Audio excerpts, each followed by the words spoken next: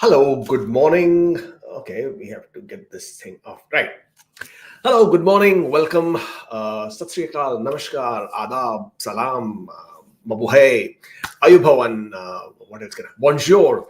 Uh, Today is such an awesome day, right? It's Choti Diwali or the day before the Diwali. And so wishing everyone who is celebrating this wonderful festival a very, very, very happy Diwali. For some reason I find this such a positive festival. I love it. The lights, the festivities, the mithais, and everything that goes around with it. It just sort of is very uplifting. So yeah, a great day, a special festival. So wishing everyone a wonderful happy Diwali, and I hope you stay safe. Don't light too many firecrackers. Don't pollute too much, and have fun. Enjoy the positivity. Today, again, another episode of Weekly Roundup. We couple of things to talk about. One of them is the technical glitches, which is creating such a big issue with so many people and their applications. Of course, this is a weekly roundup, so we will talk about different things in terms of whatever has happened in this week. But what has not happened is the express entry draw, which again has to do with the technical, or rather, at least that's what we assume has to do with the technical glitches. Other than that, international students again making a bit of news this time for all the wrong reasons. But yeah, let's talk about it, and then we will discuss this as we move forward. Starting with the quote of the week. Actually, it's the quote of the last week, but again, I think we didn't update this one. The only limit to our realization of tomorrow will be our doubts of today. Franklin D. Roosevelt. Such a profound quote. I love that quote. Starting with the PNP draws, Manitoba on the 2nd of November invited 400 candidates to apply for the nomination. 204 skilled worker overseas with a score of 708. I think this is also of the last week. Have I got the wrong slide today? Oh, this is November 7th. Okay, we are still here. British Columbia invited 104 candidates across the 4 streams in a tech draw. They further invited additional 86 candidates who work in healthcare and childcare. For people who are wondering about the BCPNP, well then, please bear in mind that except for one specific stream, which is the international postgraduate stream, by and large, you need a job offer from an eligible employer in BC to be eligible. Other than that, there hasn't been too much happening this week. There were not too many draws. Not many provinces conducted other category draws or any other draw for that matter. In other news, Saskatchewan expands immigration eligibility under its PNP. They have recently announced that they would expand the eligibility of workers in the province to apply for PR through the SINP, and that basically means the permit holders from 279 different occupations are now eligible to stay permanently in Saskatchewan. Includes truck drivers, farm laborers, retail sales staff, nurses, aides, and many more. Of course, more details about this program as and how that becomes available, we will share it with you. But the fact is that this would allow a lot of people who are looking for options as to what to do, where do we go. Saskatchewan will then become a great option. But as I said, we need a bit more information as and how that becomes available. At this point of time, what they're also saying is an eligible open work permit or an LMIA supported work permit will be eligible here. A valid Saskatchewan job approval letter will be required. Now, the job approval letter to get in Saskatchewan is not the easiest. They have another program called the Hard to Find Skills Pilot. For that also, you need a job approval letter. You just need to be working there for 6 months or 1 year outside Canada or outside the province if you do not have experience in the same field. And for this particular, the new program, or rather the new stream that they have announced, you need 6 months of work experience in the NOC code that you're getting the job approval letter. Your CLB score has to be a very low of only 4 if your occupation is in tier 4 or 5, right? I mean, this is ridiculous. But yeah, that's the new stream that is being announced by Saskatchewan, and this will make it possible for long. But again, the criteria remains that you need to get the job approval letter, and that by itself in a lot of cases can be quite cumbersome. Also, for the employers who are looking to get a job approval letter, the processing timings are quite long. You can easily cross 4 to 5 months to get an approval letter. So if you have an employer, you probably should be talking to them and having them apply for a job approval letter as soon as possible. That's basically it, right? So today, this weekend, we didn't really have much happening. But what did not happen was the express entry draw, which we were really anticipating, because we were hoping for one on the 7th or 8th of November. It didn't happen. And then you would wonder, why is it not happening? And there was, let me see if I can pull that up. Recently, Christiane Fox, who's the Deputy IRCC Minister, she had in a parliamentary meeting, CIMM parliamentary meeting, she had mentioned that one of the reasons why the draws were not being held earlier also after the category-based draws were introduced in July this year, for a period of time, they were not holding any draws, and we were getting all quite concerned. And she had then come out and said that the reason why the draws are not being conducted is because of the technical glitches. Let me see if I can for you. Just hold on. I think I should be able to. Let me see if I can. Yeah. So we shared this on Twitter. So if you're not following us on Twitter, then you obviously know that you should follow us on Twitter. Let's see if we can get this. I'm not sure if the volume comes through, but I hope it does. There was a decline in express entry admissions. Can you hear the volume? I wasn't sure if you can. Let's see if you can. From the previous minister. So the average was about 10 to 11,000 per quarter. And now it's gone down to about 8,000 so far. So can you maybe explain, and do you think there's any reason for this 3,000 drop? One of the reasons why, so I think as you noted, category-based selection now, express entry, we have the capacity now to do targeted draws for tradespeople, draws pour l'immigration francophone. So we have this ability. And I think that at the onset of kind of launching that, we ran into a few sort of IT glitches. And so we kind of delayed a couple of the draws, but we're going to make them up as we go. And in fact, in August, we launched a draw that saw a skills trade, welders, construction workers. That's 1,300 draws from the express entry pool. We've got another skills one coming before the end of December. So I think we're actively using these flexibilities that we have now on francophone, on health, human resources, and on tradespeople to try to address some of the gaps. Okay, so that was that was shared through the CIMM parliamentary meeting, where Christiane Fox indicated that one of the reasons there was a pause in draws, it was because of the glitches. Now, again, there is a pause in the draws. I mean, when I'm saying a pause in the draws means the draw hasn't happened the way it should have regularly happened. The previous one also which happened was a PNP specific draw. The one we were expecting now on the 7th or 8th of November did not happen. Obviously, it's a cause of concern because a lot of people who are anticipating a draw, they probably will be in the 490s, right? And they were really hoping, because the last express entry draw which happened was at 500. And if that was at 500, then you were hoping that the scores would basically come into 490s and you can get an invitation. When they don't conduct a draw, whatever the reason might be, then everybody has a bit of a panic attack. It's quite stressful, of course. And the fact is, you could be losing points for age. You could be losing points because your IELTS is expiring. You could be losing points because your work experience has to be within the last 10 years. That could be expiring. You could be losing, those are pretty much it. Or French exams for that matter. And, or for example, you have an LMIA, that could be expiring. Or you have a closed work permit based on the LMIA, the work permit might be expiring. All of these factors can create a big issue in terms of you maintaining the points based on which you are expecting or anticipating a draw. So that creates a bit of a problem. So what are the technical glitches that are causing a havoc right now? So what has happened is the most recent update. So as you all know, IRCC conducts updates to the software, right? The GCMS system that they currently operate. We also know that the GCMS system that they currently operate is not the best one, right? It's whatever. It's quite old. At this point of time, it's roughly 10 years old, if I am not... the reason why it's 10 years old is because it was implemented in 2015, but they started working on it from 2013, 2014 onwards. So it's almost 10 years, if not more. It's 10 years old.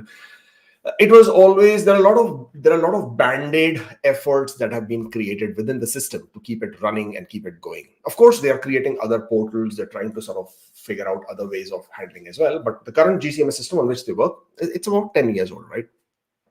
We already know that there are so many things in it which are glitchy. For example, it gives you work experience credit 1 month earlier than you get, right, for CECs, etc. Not only for everybody, right?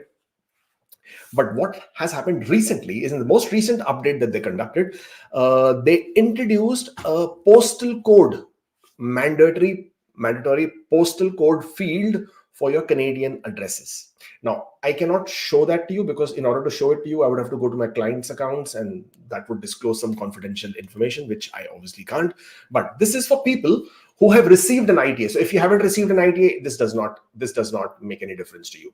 This is for people who have received an ITA and are now completing their applications. They have to submit their application. For all of them, this is now a problem. So you have fields for your addresses. You have field for your mailing address, residential address. You have field for your address history. There, if you have a Canadian address, so anybody who's outside Canada who doesn't have any connection to Canada, they will not be facing this issue. This is the issue being faced only by people who are inside Canada or who have any Canadian connection or Canadian address at all. So they would find that they are not able to complete their information page, right? It will show in progress, and regardless of all the pages showing green tick, it will still show in progress. And so the field issue is that IRCC has created an additional field to show the postal code. And the postal code always has to be entered. So the Canadian postal codes are 6 digits. So 3 and 3, letter, alphabet, number, alphabet, then number, alphabet, number, right? That's how it goes. For example, my office postal code is M3M2H2, all right? And there is a space between the first 3 and the last 3. So there you have to also put a space there. So this is the field. This is a requirement. This is what that has been made a mandatory requirement now. So you will see that field. You have to enter the postal code, and you should be fine. The problem is not there. So in most cases, if you see the field and you enter the postal code, you should be able to clear it. The problem is in your dependents. For example, you have a spouse and a child. They also now have Canadian addresses. Or for example, you have a sibling, and your sibling is living in Canada, or you have parents who are living in Canada, or anyone who has a Canadian address. For them, the system at the back end, in the way the code has been created, requires the mandatory field of postal code. But in the front end, what you are seeing in the user interface, there is no field for the postal code. And therefore, because there is no field, you can't enter the postal code, and therefore the system is not allowing you to move forward, because at the back end, the way the code has been written, there is a requirement for the postal code. I know I may not be making sense to a lot of people, but understand this, that IRCC is aware, of course. Let me also show you this. IRCC, of course, is as normal. They are aware. They don't always acknowledge it. They don't always talk about it, but they are aware. And this was the tweet that IRCC put out yesterday, or a day before. It says, some applicants are experiencing issues using the Express Entry Profile Builder and are unable to submit their application. We are working urgently to resolve the issue and apologize for the inconvenience. That's all they said, right? This came out on the 9th of November, which was Thursday at 3 p.m., right? And the problem had already been in existence for the whole week, the last whole week. And only on Thursday, we got this tweet where they said they're working. Now, we understood through some sources that they were looking to resolve it within a day, and that by yesterday, it should have been resolved. But unfortunately, it did not get resolved until yesterday. Actually, it even exists today. So the problem is that people are not able to complete their applications. And because they're not able to complete their applications, they are not able to submit their application. A lot of people have a tight deadline, 10 days remaining, 1 week remaining, less than that remaining, depending on when you received your ITA. Now, I'm hoping that IRCC will resolve the issue sooner than later. And if they're able to resolve the issue, then obviously nothing like it. Now, if you find yourself in a situation where you have received an ITA with a very low score, like the draw at 431 for healthcare or earlier, whatever the draw was, and you probably should not be declining your ITA just for this, because IRCC is not giving any extensions. They never give any extensions for any reason. At least I've never seen or heard of them giving extensions just because of this. Can you imagine, just to give extensions, they will go into another glitch and then we will have another big problem, right? So my suggestion to you is that if you face this issue, then you change the field where you are mentioning Canada as a country of residence for yourself, for your spouse, for your child, for anybody. You change that field and you add a letter of explanation. At least that's what I have done for a couple of applications that I had to submit, of course, with the consent of the applicant and the client, because we had no other option. We had no other choice. We had to do it. You can take a screenshot of IRCC's tweet and add that because of these technical issues and because you have raised a technical web form, you already raised a web form informing IRCC you are not able to complete your application. You've done all the necessary steps. You've already taken the necessary steps. And in spite of all of this, you are unable to complete your application. Only then you have made this change, because otherwise you're not able to complete your application, and you will provide the letter of explanation and you will provide that the actual country of residence is Canada, but because the system is not allowing you to proceed further, therefore you have changed the country of residence, and this is the reason, and this is what you have done, this is how you have done it. Because you have explained, because you have actually mentioned, so the Federal Court of Canada also says always that as long as you have included the correct information in any part of the application, then you should be fine. So therefore, the letter of explanation will help you get through. However, do not be in a rush to do this, because it is my understanding, and I obviously anticipate this as well, that IRCC should resolve this issue. I'm sure they're working on it frantically. They should resolve this issue in hopefully early next week, if nothing else. Maybe they're all celebrating Diwali, right? But yes, so early next week, I hope that this issue is resolved. And once the issue is resolved, I'm sure most of you would be able to complete your applications and proceed. So don't be in a rush to provide a letter of explanation, etc. But don't wait till the very last day either. Maybe a day before you go ahead and do it if you have to. But this is the only thing that you can work with or you can do at this point of time in your application. Other than that, the technical glitches from IRCC, they continue, and they create, as I was saying, they continue to create a havoc which we don't really want to see otherwise. And it affects a lot of people. For example, the draw did not happen. This week, the draw did not happen at all. And I'm absolutely certain it was because of a technical glitch, because IRCC has an agreement with the provinces that they will always conduct a regular express entry draw for the PNPs, at least for the PNPs. This time they didn't even do that, which tells you that something is stopping them, something is really creating a problem, so that they couldn't completely complete the draws. And except for this, I can't make any other sense as to why they wouldn't do it.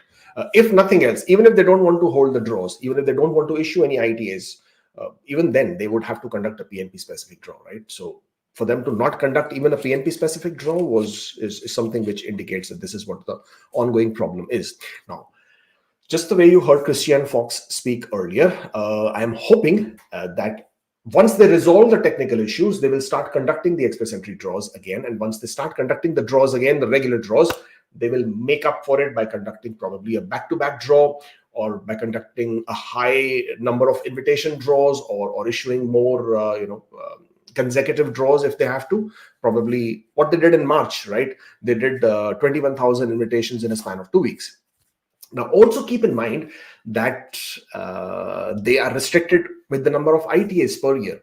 There is a quota at the end of the day, which is linked to the PR quotas or the PR numbers that they are looking to invite each year.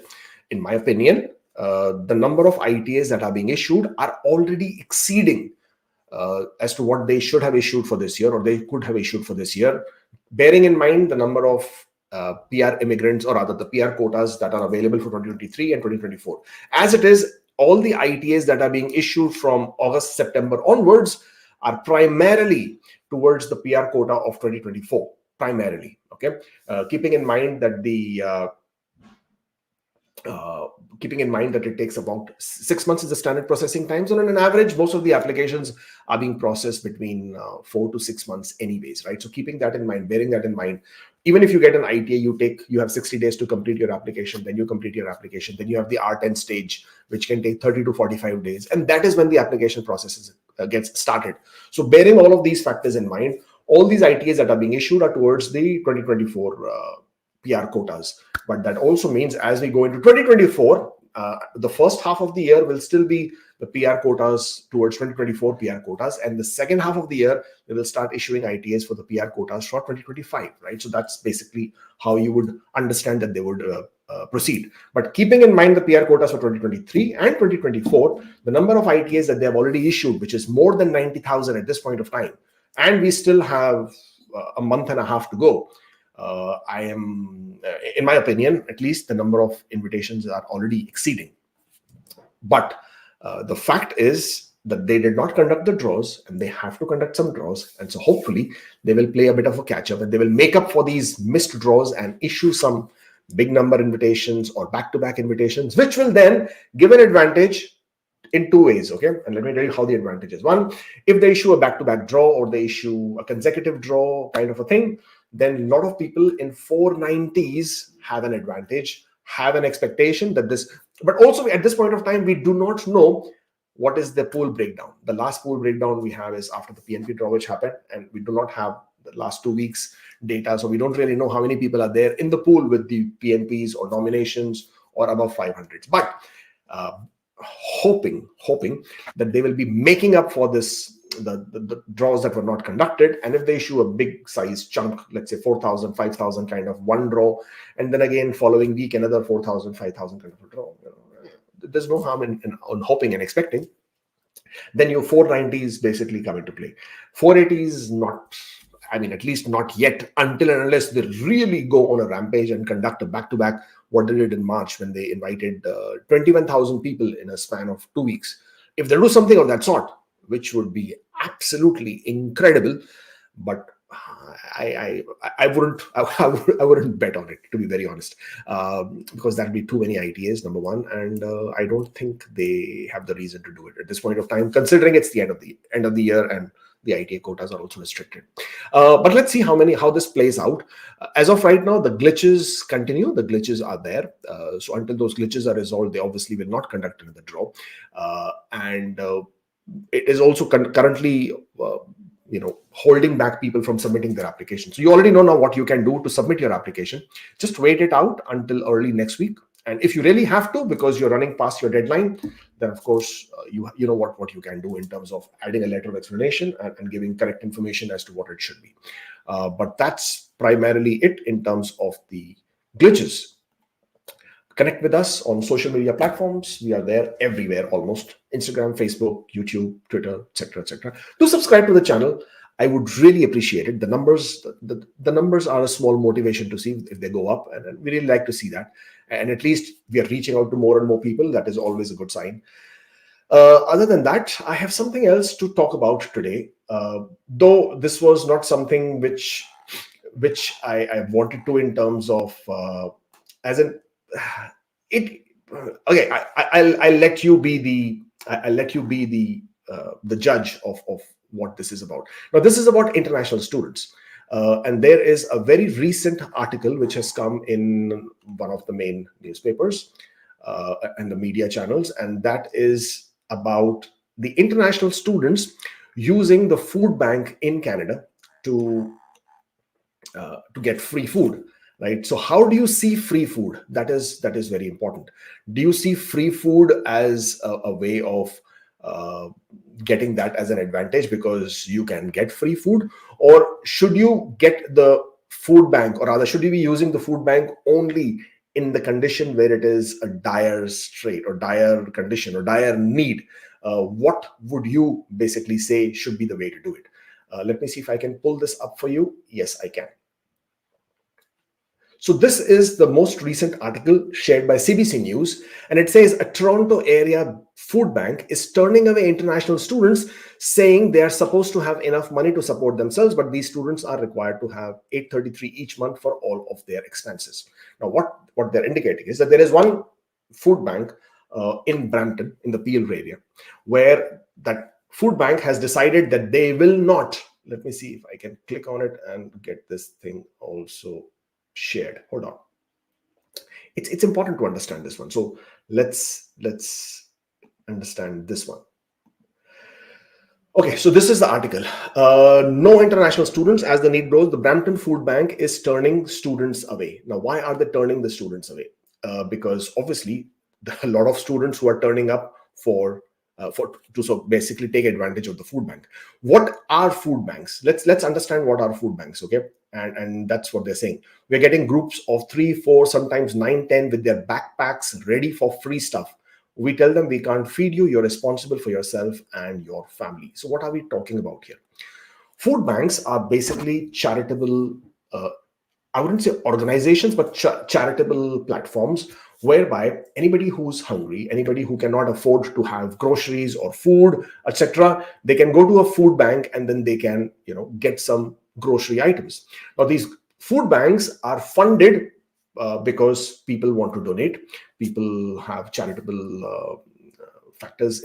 They basically feel charitable, so they want to donate these food items to the food bank, so that the food banks can then distribute to the destitute, to hungry, to deserving, to people who are really needy. So should international students use these food banks as a source for free food? Why? Because if you were to go on YouTube and if you put a search term, how to get free food in Canada, you will see so many international students having made videos on how to go to a food bank and get lots of free food. And then they brag about it. Okay. I don't think Canadians are seeing that as a nice thing. This is actually a misuse of something which is meant with a very good intention. Good intention as in there should be nobody out there who's hungry, especially now in winters when things can get really tough. If you're homeless, if you're really poor, if you really cannot, you've lost your job, you really are finding it really hard to meet your expenses, you use the food bank. Fair enough. But for international students, now there are two sides of the story, right? Obviously, there are always the two sides of the story. International students, if they really need, then they should go to the food bank. They can go to the food bank. There should be no nationality, race, status as the criteria to use the food bank. So if an international student really need it, they should be able to use it. So the food banks, at least this first one, which has made the news, they are saying that international students should have enough money when they come to Canada to support themselves. That is the basic requirement when you are submitting your study permit application. Therefore, you have to show a GIC of 10,000. You and I, we both can agree that $10,000 a year is not sufficient to manage your expenses. That works out to roughly $833 per month. You cannot even pay rent for $833 at this point of time. You probably will obviously be running out of money very, very soon. So is this the Canadian government's mistake or IRCC's mistake for not insisting upon enough GIC or enough funds availability? Or is it the fault with the international students itself for not having conducted proper research to understand how much money they would need when they come to Canada, that they have to now resort to food banks instead? What is your take on it? Drop me some comments. I would like to understand this better, because at this point of time, as it is, the whole community, the whole international students community is getting so much of flack. They get the flack because the housing crisis. So, they get the flack for it. Because the number of temporary residents in Canada are increasing exponentially, right? And there is a huge imbalance between the TR to PR quota. That is raising a flag again for the international students from people who are otherwise not able to get their points. I do not know why that should happen. But then, of course, within the international students community, there is a problem with the fact that their postgraduate work permits are expiring, and whether they will have an option to extend or not. And add to that now these issues in terms of being able to survive with and having to resort to food banks. Definitely an area of concern. I personally feel that anybody who is hungry, who is in dire straits at a time when they cannot afford or they cannot manage the basic necessity of their life, regardless of what their status in Canada is, regardless what they are, regardless of what race, religion, culture, faith, whatever.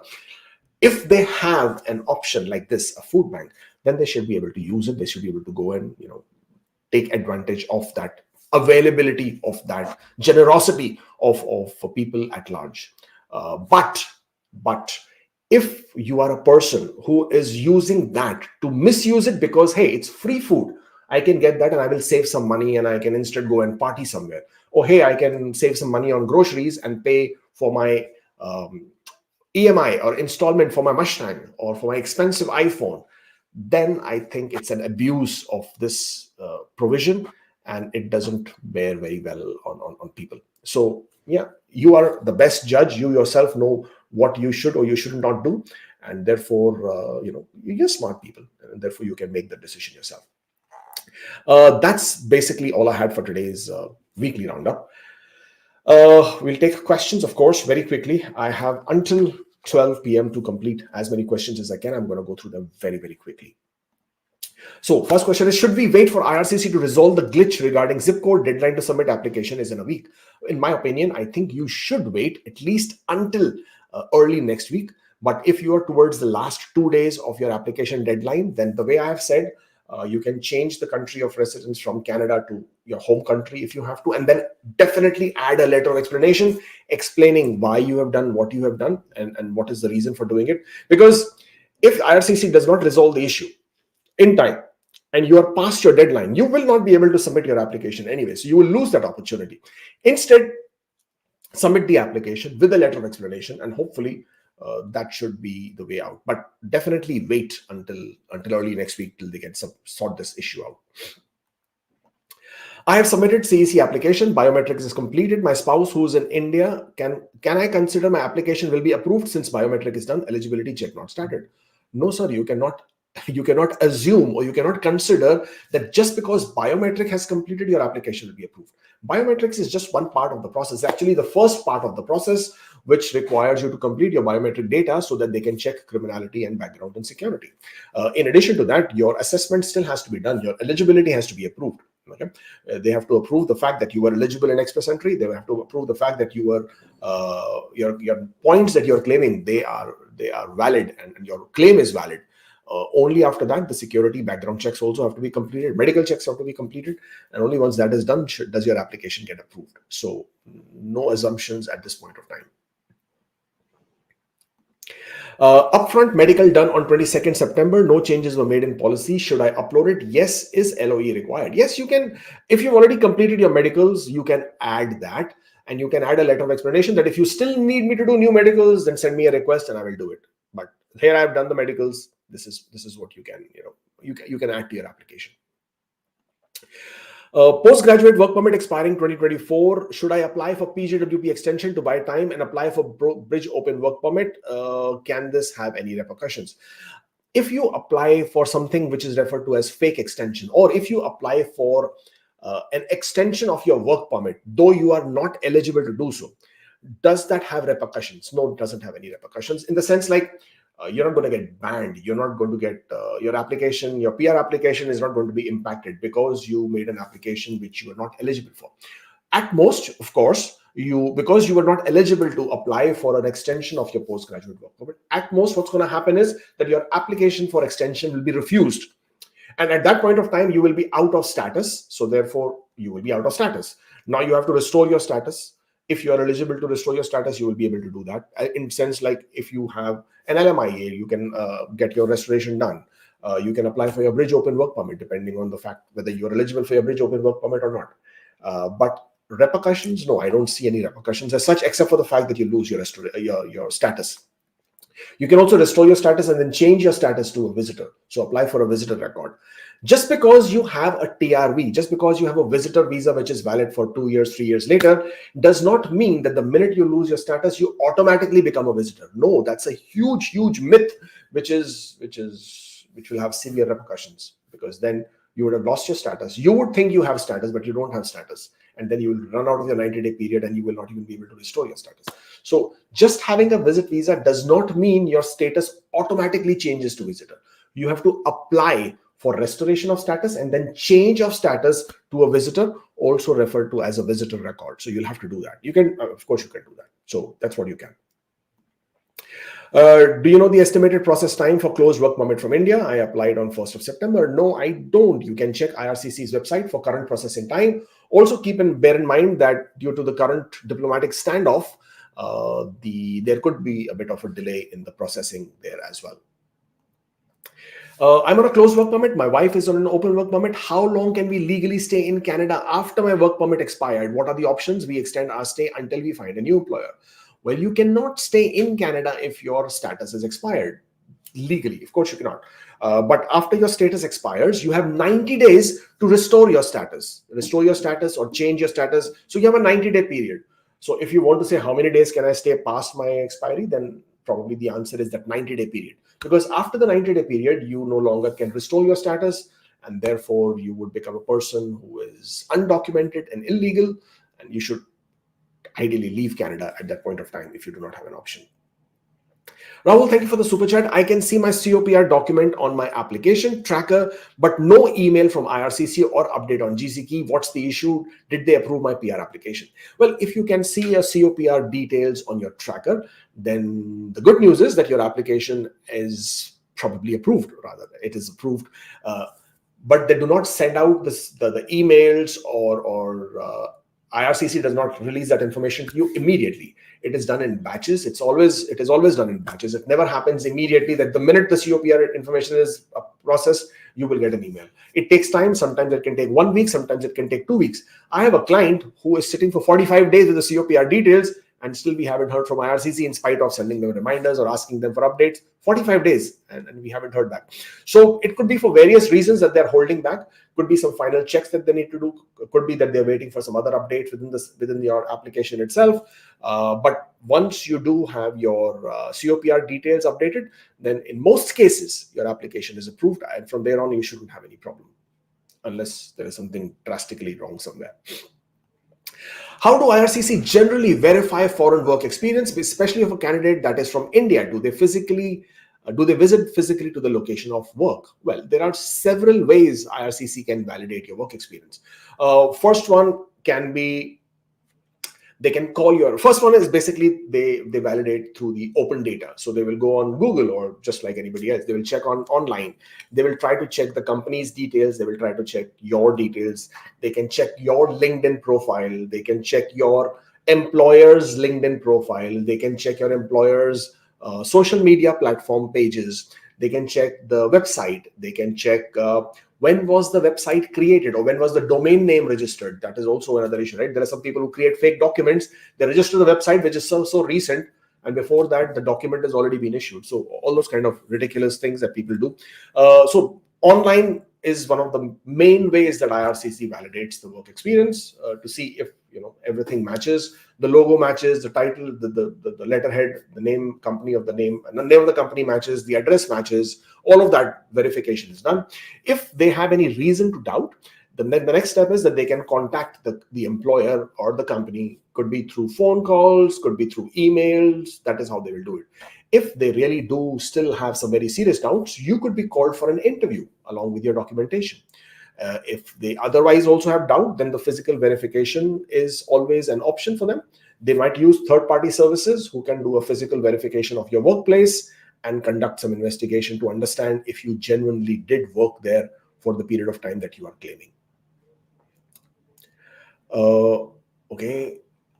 As I put a certain NOC code as my primary NOC code in EE, while my PNP nomination is a different NOC code. I honestly don't understand your question, but your primary NOC code in your Express Entry profile is the basis on which you get your invitations from the provinces. Now, if you have received a nomination which has a specific NOC code, why would you choose a different NOC code as your primary NOC code in Express Entry? I mean, what is the purpose to do that? And if you have no specific purpose, then always keep it consistent. It just makes it easy for you and for the processing officer, right? But does it create a problem? No. As long as you have work experience which is relevant to the nomination NOC code, then you should be fine. I have received Indian PCC and US FBI clearance report. I'm expecting invitation in the next round as I have 600 points. Do I need to redo Indian PCC if I visit India for emergency purpose? Yes, because your police clearance from any country which is not your country of residence, it has to cover the entire duration of your stay in that country. So after issuing the police clearance, if you make another visit to that country and come back, it now means that this police clearance does not cover the entire duration of your stay in that country or your visit in that country. And therefore, that police clearance becomes invalid. Hence, you should get a new police clearance after you have returned back from that country. What's the fate for those waiting for the STEM draw? Well, at this point of time, unfortunately, you will have to wait until they conduct the draw. In my opinion, they should conduct the draw at some point of time. I'm not sure why they have not conducted one. A lot of people are confused with the percentage that has been allocated for the STEM draws, for the STEM category, in the sense like they're all expecting that 32% of the total invitations would go to the STEM category-based draws. That's not true. What basically was indicated by the 32%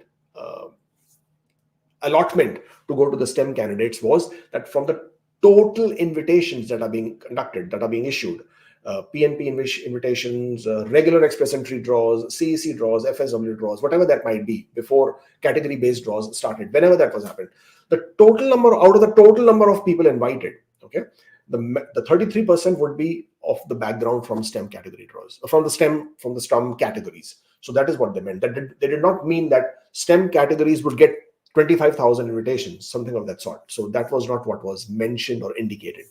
So therefore, my expectation is that the STEM category draw should happen, will happen. At least one hurrah is required before we sign off for this year.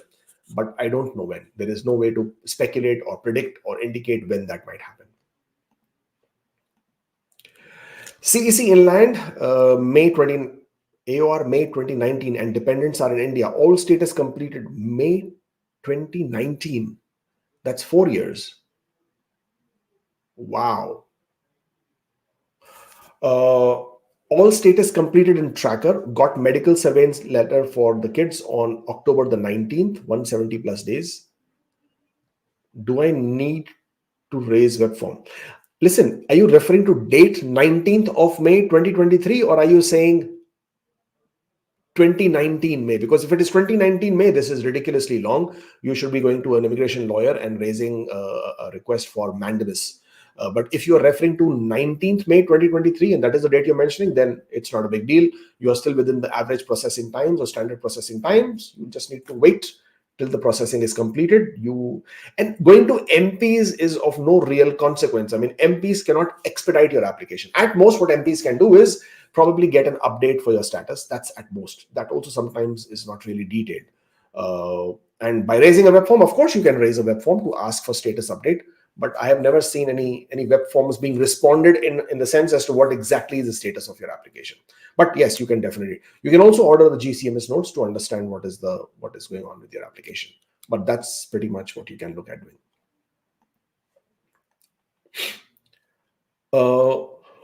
What is the expected number of invitations for agriculture sector invitations? Well, it has been indicated 1 to 2%. That was the indication. So they've already conducted a small size draw. Let's see if. I mean, I don't expect, to be very honest, if there will be any more draws. And even if there is another draw, which obviously is always a possibility, it would be for a very small number of invitations. Will it affect my application if I have a job break for 3 years? No. First of all, I'm not sure exactly what you're asking me. When you say job break for 3 years, does it mean that you do not have continuous 1 year of work experience? Does it mean that there are 2 different periods of work and you are eligible and there is a gap of 3? So I'm not really sure what you're asking. But by itself, a gap in work experience does not matter as long as you are eligible and you have the minimum required continuous work experience if you're a federal skilled worker. Will there be a transport category based draw? I wish I knew the answer to these questions as to will there be a category based draw? I mean, will there be a STEM draw? Will there be an agriculture draw? Will there be a transport draw? Will there be a French speaker draw? I mean, I'm hoping that there are draws that continue. And because we still have good 6 weeks, about 6 weeks plus to go before the year end. I'm hoping that at least 3 weeks, at least for 3 different weeks, we see some draws happening. I would absolutely like to see a healthcare, STEM category, transport, agriculture draw. I just do not know when the draws will be conducted and if they will conduct at all any of the draw. What would be the category? What would be the draw size? I don't know. I wish I had the answer to these questions. This would only be able to, only high think tank, somebody up in the think tank of IRCC or of the operations department can probably give this answer. Nobody, even most of the IRCC employees, would not have this answer to this question as to when will be the next draw, how many invitations, etc., etc. These are all policy decisions that are made by the operations department based on various factors, and these answers are not available to anybody. Keep in mind, for the STEM category, there are 24 NOC codes.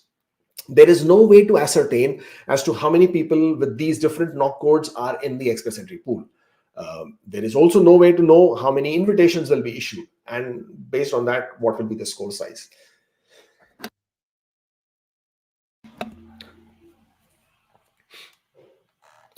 I live in the US. Can I travel to India after submitting the documents? Also, after getting one-time visa, can I travel to India instead of going directly to Canada? I'm planning for a 1-month trip. To answer to all your questions is yes. If you submit your PR application, can you travel? Of course you can travel. If you have received your PR visa, do you need to travel from only the same country that you applied from or any country? Well, you can travel from any country. You can come from India, you can come from Mexico, you can come from the US, you can come from France, you can come from Europe. It does not matter. What matters to IRCC is what is your status at the time you have arrived in Canada. Where you arrived from, which country you came from, what you were traveling, where you were out, what you were doing, not interested. As long as, of course, you did not commit any crime and you're medically fit and you're fine with that aspect, there's no problem. My husband can declare only his Canadian experience in work history and put the other work experience in personal history. He got nomination and gets 600 points. Well, congratulations for the nomination. I do not see what the question is here, and therefore I can't really answer anything.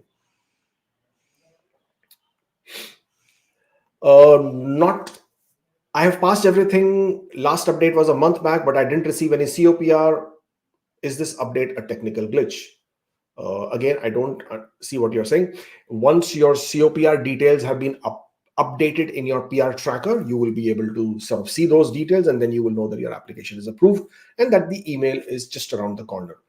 This has got nothing to do with technical glitch. Technical glitch is for completely something totally different altogether. This is not a technical glitch. This is just a processing delay or administrative delay, if as you would like to call it. And also keep in mind or bear in mind that PR tracker is not the most reliable in terms of what exactly is going on. It gives you a broad overview of your application, just like GCKey. It gives you a broad overview. It doesn't really give you an indication of what is going on. It just says eligibility completed. It doesn't say passed or is there a problem. It says biometrics completed. It says medicals completed. It doesn't say what is going on there or the security or your background checks. So as much as it gives you an indication completed in progress kind of a thing, it doesn't really tell you passed, not passed, any issues are there, not there, or whatever. But in most cases, the way the PR tracker is operating, if it shows in progress, it basically means that they're still looking at things, means they're not happy, and therefore you can consider that something is not right there. But once it shows completed, it is an assumption that we have that it is, because it is completed means it is passed, because if it was not passed, then it would remain in progress. And God forbid, if that is the case, you will get your application email from an IRCC about the negative decision. But in your case, if everything has been completed, but there is no COPR details, then wait till the COPR details appear. Then you would know for a fact that your application is through. In some cases, as it has been seen, sometimes the COPR details are not updated, but you receive the email from IRCC anyways, right? So as I said, the PR tracker is not the most reliable. Just the fact that everything is completed gives you an idea. At some point of time in the future, you should get your email as well. So congratulations in advance. Okay. Can I declare only Canadian experience before ITA and put the rest of work experience in personal history post ITA? Yes, of course you can, if it is not impacting your scores. If your new score after removing your work experience, by that your CRS score does not drop below the number on which you're getting your ITA, then yes, absolutely you can. There is no problem with it. Okay, last question. After soft landing, is there a way to get PR card courier to India if I have no friends or relatives in Canada? A lot of people get it done. A lot of people have it courier, but it is not recommended. Why? Because if it is seized at the border, Canadian border, then they would destroy it, and then you would have to apply for a new one. So it's not a recommended practice. Of course, a lot of people have done it. A lot of people do it all the time, and yeah, nothing stops them. Of course, you can do it. Well, that's basically all I have for today. Thank you for joining in. Again, wishing everyone who is celebrating a very, very happy Diwali and a happy New Year. Keep watching, keep coming back to the channel, because that's where you get the most updated Canadian immigration news and updates. Thank you so much. Take care, stay safe, and celebrate the Festival of Lights with a lot of happiness, joy, and be safe. Yeah, take care.